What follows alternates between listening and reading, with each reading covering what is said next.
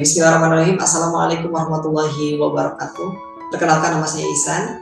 Saya dari program studi pendidikan agama Islam, Fakultas Ilmu Agama Islam, Universitas Islam Indonesia. Video ini adalah salah satu pemenuhan tugas dari mata kuliah Komunikasi Pendidikan. Di sini saya akan membahas berkaitan dengan tokoh yang inspiratif, yaitu seorang ulama difabel.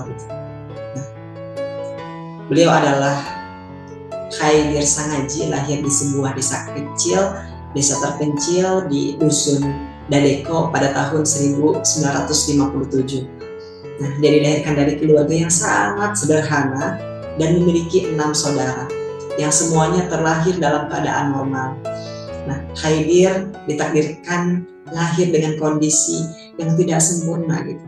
Kaki dan tangannya tidak sempurna. Kedua kakinya terlipat, dan begitu pun pula dengan kedua tangannya.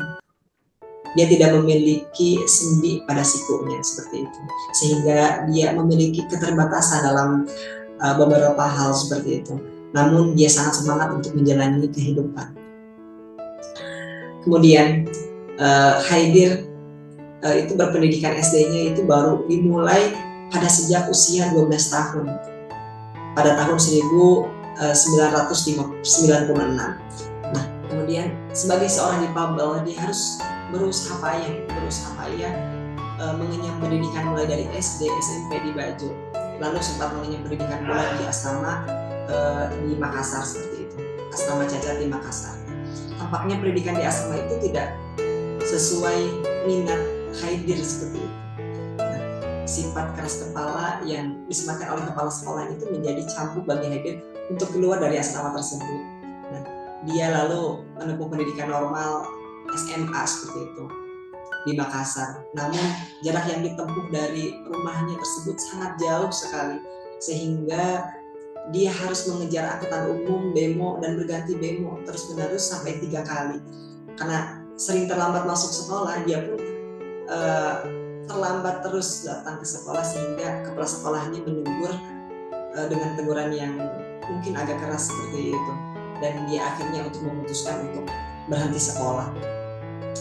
Putus dari sekolah pada 1977 membuat Khaidir dilanda frustasi. Namun tekadnya untuk bersekolah sangat tinggi sekali gitu, seperti orang normal pada biasanya. Dia tidak pernah surut dan terus bersemangat membara. Sayangnya pada saat itu sarana dan prasarana belum mendukung gitu, bagi penyandang disabilitas. Seperti Khaidir ini, dia pun menyerah gitu dan berhenti. Dan kondisi ini membuat dirinya menjadi murung dan mogok makan, bahkan sering menangis gitu melihat anak-anak yang berseragam di sekolah berada di jalan di dekat rumahnya seperti itu. Lalu fasilitas di Makassar juga yang tidak mendukung keadaan dan keterbatasan dirinya membuat meminta dirinya untuk diboyong ke Jakarta gitu, meminta kakaknya untuk diboyong dia ke Jakarta. Setibanya ia di Jakarta, dia pun tidak dapat bersekolah karena belum ada sekolah yang terletak dekat dengan rumah kakaknya gitu. Bahkan kondisi di Jakarta lebih sulit dibandingkan dengan di Makassar seperti itu. Menghadapi keadaan ini, Khaidir semakin bersedih. Dia bahkan hampir dibawa ke rumah sakit jiwa gitu, karena dianggap depresi. Dia terus bergelut dengan keinginan untuk terus bersekolah dengan semangat yang membara tersebut. Namun menyadari pula keterbatasan yang dia miliki gitu, dan akan menghentikan langkahnya. Dan dia tidak ingin kejadian seperti di Makassar terulang kembali seperti itu. Kemudian Khaidir terus berputar otaknya agar dapat mengenyam pendidikan seperti itu. Lalu dia menyatakan keinginannya kepada keluarga untuk sekolah di Pondok Pesantren Modern Darussalam Gontor. Sekolah ini dianggap dapat memfasilitasi dirinya sebagai seorang penyandang disabilitas. Informasi ini diperoleh dia dari manapun dan dimanapun seperti itu. Kemudian cara menyadarinya pun sangat terbilang sangat unik sekali gitu. Di usianya yang mungkin cukup muda gitu, dan tidak menghalangi dia untuk memiliki visi dan misi dia untuk jauh ke depan gitu. Dia bertekad untuk terus bersekolah karena kelak dia tidak ingin menjadi beban keluarga seperti itu. Alasan dia cukup ampuh meyakinkan keluarga untuk mengizinkan berangkat ke Ponorogo. Namun saat itu harus diakui jarang dijumpai penyandang disabilitas diberi kepercayaan seperti itu, kepercayaan untuk memegang posisi atau jabatan strategis tertentu gitu. Kalaupun ada, ya itu disebabkan penyandang disabilitas itu sendiri yang menciptakan lapangan kerja bagi dirinya sendiri gitu. Maka jika waktu itu Haidir tidak bertekad untuk punya kemauan yang kuat, dapat dipastikan gitu, pada hari ini dia akan termasuk dari jajaran penyandang disabilitas yang kebanyakan ada di pikiran masyarakat pada umumnya. Nah, perjalanan dari Jakarta ke Ponorogo itu yang dilakukannya ia sendiri, karena keluarga tidak ada yang mengantar sama sekali karena mungkin keterbatasan ekonomi dan sebagainya. Tidak serta-merta menghalangi itu tekadnya untuk terus berlanjutkan sekolah.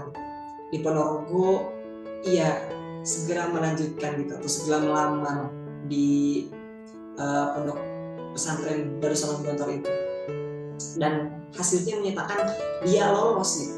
Dia lolos, dan namun dia tidak mendapatkan tempat. Sehingga harus menunggu selama 1 tahun untuk dia masuk ke pondok pesantren Darussalam Gontor tersebut. Namun keadaan ini tidak membawanya putus asa gitu. Dia menunggu pendidikan di pondok pesantren Wali Songo, Ngabar, Ponorogo, Jawa Timur, kemudian yang berada tidak jauh dari pondok pesantren Darussalam Gontor tersebut. Nah, pendidikan dan pengabdian di pondok pesantren tersebut menjadi titik tolak perjalanan karir Haidir Sangaji ke depannya. Nah, Haidir Sangaji itu memutuskan pulang kampung setelah 6 tahun mengenyam pendidikan, ditambah kurang lebih 4 tahun mengabdi di Ponpes Wali Songo Ngabar. Kemudian hari-hari Haidir Sangaji dihabiskan dengan mengasuh di Ponpes Dato Sulaiman Palopo. Nah, dia sambil melanjutkan pendidikan di institusi IAIN dekat kampungnya di Palopo gitu. Kemudian dia terus berceramah dari kampung ke kampung, membuka majelis taklim, sampai akhirnya dia kembali di Bajo dan mendirikan sebuah pondok pesantren yang diberi nama Pondok Pesantren Modern Darus Saadah Bajo. Kemudian pesantren itu diresmikan pada tahun 1995 seperti itu. Mungkin sekian yang dapat saya sampaikan, kurang lebihnya mohon maaf. Bila taufiq wal hidayah. Wassalamualaikum warahmatullahi wabarakatuh.